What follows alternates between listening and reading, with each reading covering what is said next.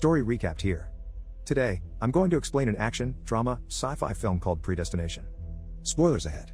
Watch out and take care. An agent in a coat and hat is walking in a hallway. He carries with him 2 briefcases as he heads over to a staircase leading under the building. There he finds a hidden time bomb, to which he immediately opens his briefcase that turns out to be a gadget. The agent carefully disarms the bomb but is interrupted by the presence of another person in the area. The agent pulls his gun and looks for the enemy. Suddenly, the enemy takes him by surprise and lands a shot at the agent. The agent retaliates, but the time bomb is about to explode, so he immediately drops his guard and puts the bomb in the gadget. But just before he could conceal it, the bomb explodes, burning the man's face and knocking him back. The burned agent screams in agony and tries to reach for his other case. The other person finally shows himself to the burning man, but, instead, he helps him reach the other case. The two briefly stare at each other before the other person walks away. The burning man then desperately inputs something in the case and enters it. After the event, the agent finds himself covered with bandages, recovering on a hospital bed. His superiors meet him and commend him for his efforts. They tell him that he should forget about his failed mission and focus on resting and preparing for his last mission. It turns out the person he was trying to catch is a very elusive criminal, known as the Fizzle Bomber. The Fizzle Bomber has had many small attacks, but those were nothing compared to the bomber's grand plan, a massive scale attack in New York somewhere in 1975, killing many people. Despite being told to move on his failed mission, the agent is more determined to stop the Fizzle Bomber one more time. After a couple of rest, the doctor finally removes the agent's bandages, telling him that he will recover sufficiently for his next mission. The doctor further instructs the agent that his recovered face and vocal cords will change drastically due to the injuries he suffered. The agent takes a look at the mirror to see his scarred but different face. The agent acknowledges and accepts his changes. 7 years of rest later, the man's face has finally fully healed. He takes his voice recorder and starts recording his experiences. He explains that he is finally about to deploy for his next and final mission. He further explains the importance of his mission and how it will get them closer to their final destination.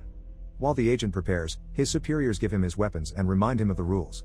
They tell him that if he diverts from his mission, it will result in death by lethal injection. The agent agrees to all this, and they give him the case from earlier. After everything is said and done, he departs for his final mission. In a city bar in the middle of the night, the agent works undercover as a bartender, seemingly waiting for someone to arrive. A person in a coat and hat then walks into the bar and immediately orders a drink. The bartender serves the person while subtly trying to make conversation. They talk about the Fizzle Bomber for a short while but immediately escalates into a different conversation. The person reveals himself as a writer, the unmarried mother, and writes confession stories for a living. The bartending man knows about the content he writes and shows him one of the magazines he's been reading. The writer is surprised that a bartending man reads his content because he doesn't fit the demographic. The writer further tells him that the things he writes are not worth the read. The bartender tells him that he sometimes looks to his magazines when he needs insights into a woman's perspective and is curious how a man would know a woman's perspective. The writer tells the bartender that he was once a girl, which leaves the bartender surprised. But before the bartender could ask more about the matter, the writer starts telling his life story. It all started on September 13, 1945. He was a newborn without parents, taken and left at an orphanage doorstep. The orphanage took her in and gave her the name Jane. As a kid, Jane was curious about outer space and grew to love it. Jane envied kids who had parents, wondering how and what it feels. Jane never understood why her parents abandoned her or what she did wrong to deserve such deprivation. But as Jane got older, she felt something different about her. Jane was more self-aware than any other girls in the orphanage and more curious than them. Jane solemnly vowed that her children would have a real family, unlike her. So she focused on other things like learning how to fight. Jane was stronger than any of the other kids, even the boys. She was also the smartest in the class. She loved mathematics and science, and everything was easy for her. But all of the kids did not like her, and they thought of her as weird. Later on, Jane grew to hate herself, realizing that her being different made her very unlikely to be adopted. Jane accepted that no one would take her as their daughter or even as their wife. Years later, Jane was finally about to graduate when she met Mr. Robertson. Robertson was looking for young women like Jane for a job in government service on an organization called Space Corp, possibly revolving around space travel. Robertson elaborated that they sought out ladies that show great potential in the fields of mathematics and science and had strong physical abilities. Jane accepted the invitation and applied for the company. During the interview, Jane expressed herself in front of the panel. Upon being questioned by the panel about how she saw her role in the journey, she told them her determination. She was serious about what the organization wants from her, so she got accepted. Space Corp held special training sessions for the volunteers to test if they were capable of space travel. They gave Jane and the volunteers an advanced visual simulation of space. Jane felt alive and was brimming with excitement at the sight of space travel, but some of the volunteers couldn't take it. Space Corp gave them endurance and written tests, which many of the volunteers struggled with, but Jane quickly passed with flying colors. Space Corp also held interviews with a heartbeat sensing machine to tell if the interviewee was lying or not. There they find out that Jane thought about love a lot. Jane also expressed that something feels wrong with her and that the other volunteers don't like her. Shortly after, Jane got herself into a fight with one of the volunteers, but she beats the girl by constant parries and multiple strong punches directly to the face, knocking her down. They were immediately stopped by the staff and taken to the clinic. Outside, a doctor hands a report to Robertson about something particular in Jane's body. The doctor then told Robertson that it would disqualify her, but Robertson told the doctor not to tell Jane and that he'll take care of it. Jane got disqualified, but they didn't tell her why. While packing her things, Robertson approached her, and Jane expressed to him that she was merely defending herself. Robertson reassures Jane that he will do everything to get her back in the program. Despite Robertson's promise, Jane couldn't rely on him, so she had to find other ways to make a living. Jane worked as a house helper in the day for a cheap family by doing their chores. It was there that Jane discovered confession story magazines and began to love reading them for her pastime. At night, Jane went to school to work on her etiquette, but she had a hard time learning. That was when Jane met the man who was going to change her life. One rainy night, Jane accidentally bumped into a man and apologized. Jane then asked if the man was lost, to which the man replied that he was waiting for someone. Jane replied with the quote, "Good things happen to those who wait." The man replied with the rest of the quote, saying, "But only the things left behind by those who hustle." Jane was amazed that they were thinking the same thing. Jane further describes the man to the bartender, how the man was handsome and rich enough to take care of her. Jane was in love with how the man treated her, and the bartender replies mockingly, seemingly knowing how it ends. Jane asks the bartender if he had ever done something stupid for love, to which the bartender replies that he did, once, and he understands how Jane felt. Jane continues her story, telling the bartender that being with that man was the happiest time of her life. But it only lasted there. The man told Jane to wait at the bench. The man promised Jane that he'd be back. But the man never returned. Jane tells the bartender that she acknowledges the relationship is nothing more than a fling. So she was able to move on quickly and continued hoping to go back to Space Corporation. Then one day, Robertson visited Jane. Robertson told Jane the truth that the organization he was working for was not for space travel. It was a confidential government agency that reshapes wrongdoings and only used Space Corp to find extraordinary people. People who had exceptional abilities, people who had no families, no past and ties to the future, people like Jane. Jane tells the bartender that she didn't understand what the job meant, but she knew it would change her life for the better. Until she realized she was pregnant and Robertson never appeared to her again. It turns out that the mysterious man left Jane with more than just a broken heart, and she thought her future was over. Jane went to a charity ward with other pregnant women, though she felt alone. One night, Jane found herself in agony on an operating table with nurses and doctors, ready to finally let the baby out. In the morning after the operation, Jane woke up, and a doctor came to check in on her. The doctor happily informs the excited Jane that the cesarean was successful and the baby was a healthy little girl. But then everything took a turn when the doctor started to ask Jane if any doctors ever told her about the state of her body.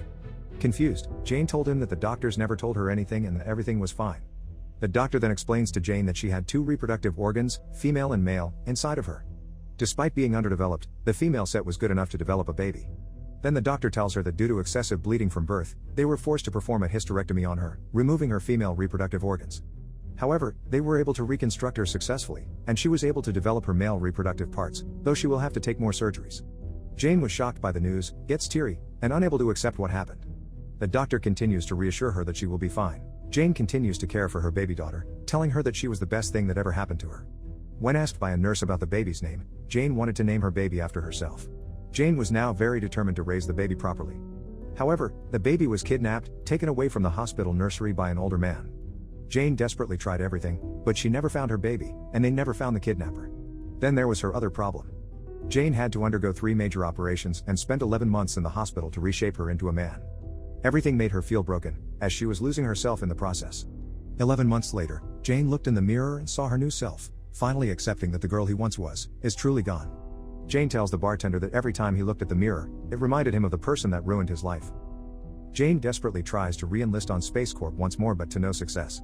They knew about his story and marked him unfit for space travel, nailing the coffin to her desired future. So Jane changed his name and moved to New York to get on with his life.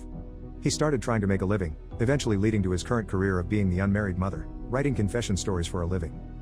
Jane concludes the story with that. Strangely enough, the bartender then asks Jane a question, that if she had the opportunity to kill the man, would she do it?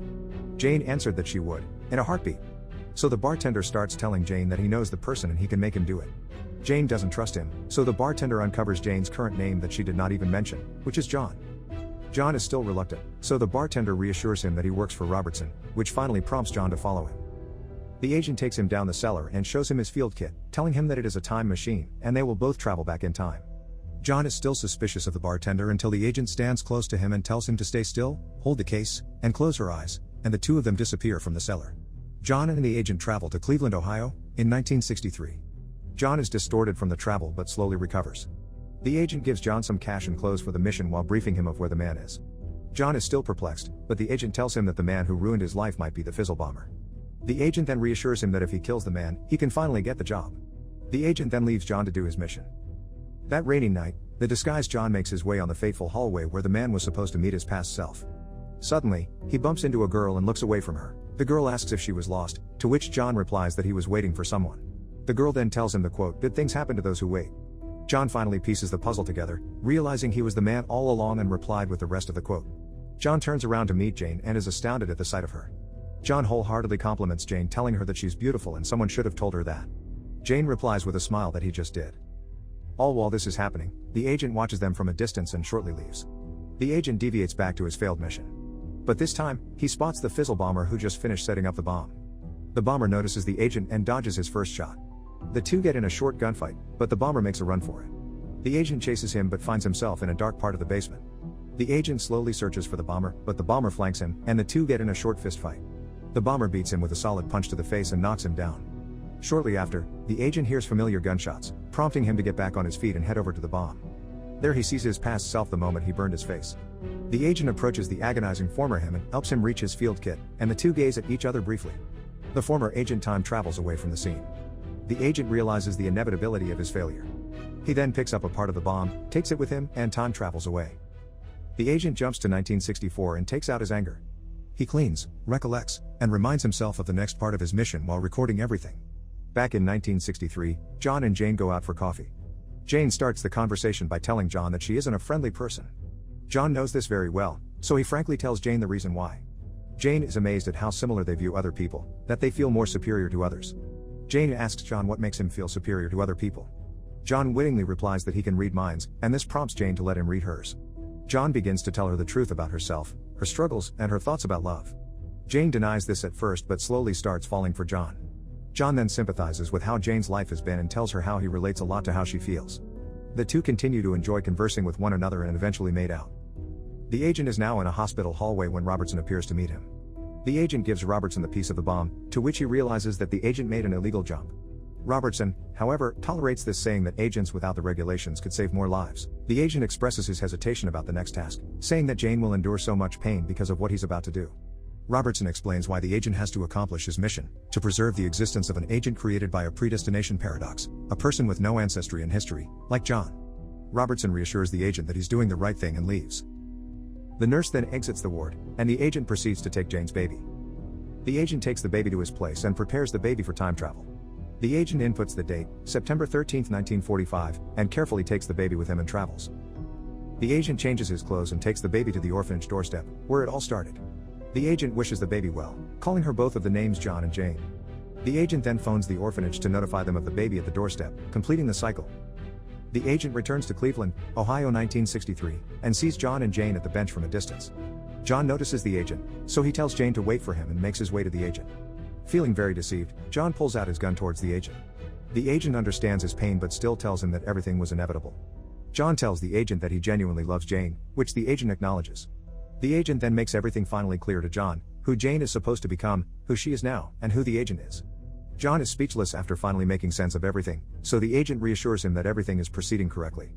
John looks at Jane one more time, not wanting to leave her, but finally accepts what has to happen. The agent takes John to the headquarters and tells him that he will finally lead a good life from there. John gets exhausted from the jump, so the nurses take him for recovery. The agent and Robertson speak outside. Robertson explains that for John to become the person who will prevent crimes, he had to endure his entire life first. The agent still worries about the fizzle bomber running amok. To this, Robertson tells him that the fizzle bomber helped the agency become stronger. The agent is surprised at this remark. Robertson then hands him the timer and new leads against the fizzle bomber. Robertson then instructs the agent that after he reaches his final destination, his field kit will decommission as per regulation. The agent acknowledges this, so Robertson pats him, and the two bid each other farewell. The agent leaves his recorded messages behind beside John and leaves. The agent then jumps to his final destination in New York 1975, few months before the grand explosion. The agent settles down, relaxing on a chair, waiting for his kit to decommission. But to his surprise, the kit fails to decommission. The agent then checks the new lead Robertson left him and finds out that Robertson still wants him to find the fizzle bomber.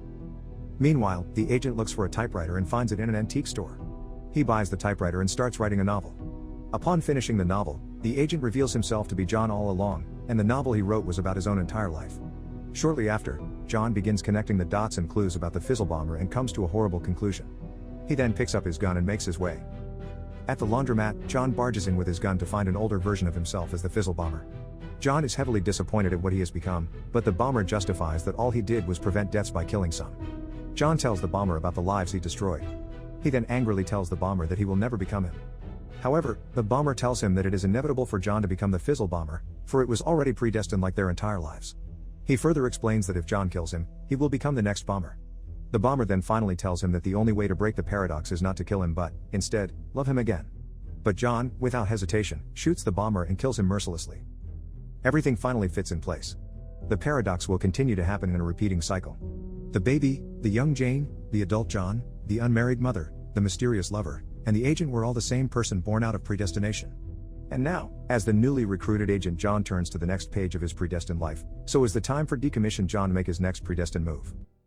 Subscribe to watch more videos like this. Turn on notifications. And leave a like, it really helps the channel out. Thank you for watching.